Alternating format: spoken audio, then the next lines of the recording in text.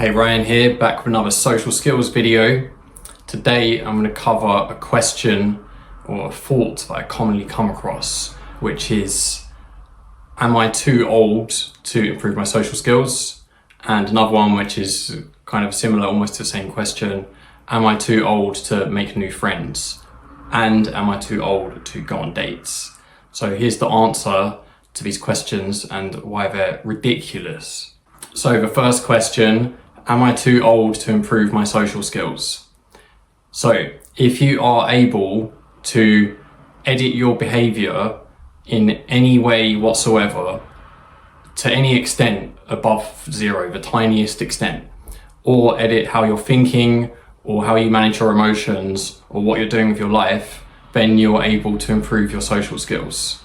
So you can do things that equal, you have more to talk about, or you have more confidence, or you have a more positive mindset, or perhaps you learn some ways to like explain yourself better or not run out of things to say.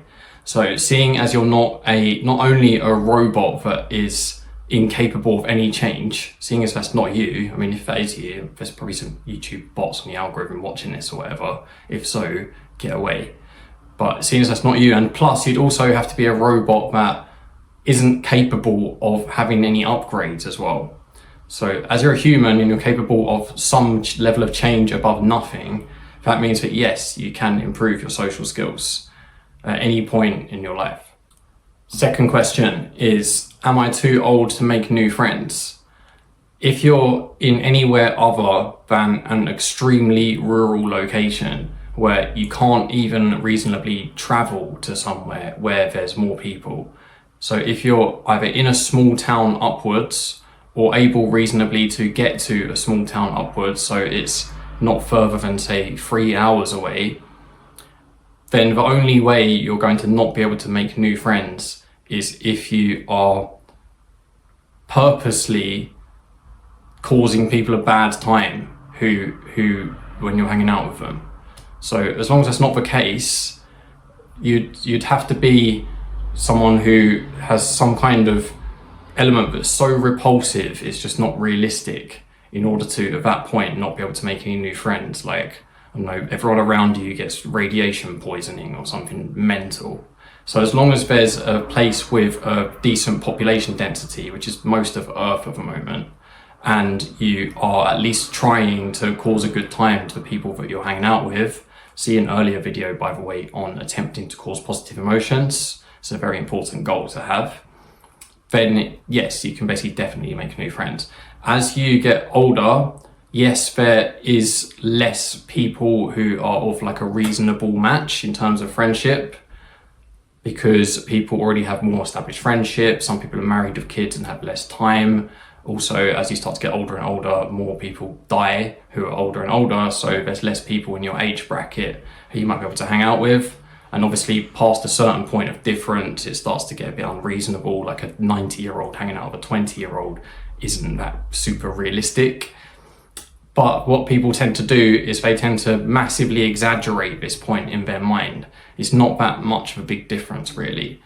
So the difference in number of or percentage of people who you have as like plausible people who you could be friends with, I don't think decreases very much. And even if it decreased by 75%, still way more than enough people.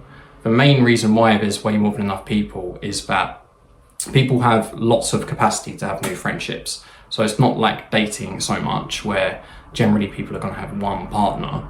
People can have lots of different friends.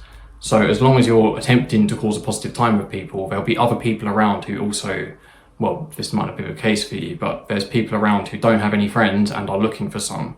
So for those people, generally, as long as it's someone they can consistently hang out with and they have a decent time with, that's good enough.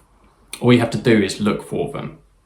So that's not going to be the case at all. The only way that will be the case, like I said, is one, you live in really far into the wilderness, pretty much, perhaps a tiny village that's miles and miles and miles away from anywhere else. Two, you're intentionally causing people a bad time who hang out with you, so just don't do that. Or three, you'd have to get to a point of being so so undesirable to spend time with, but it's just not realistic.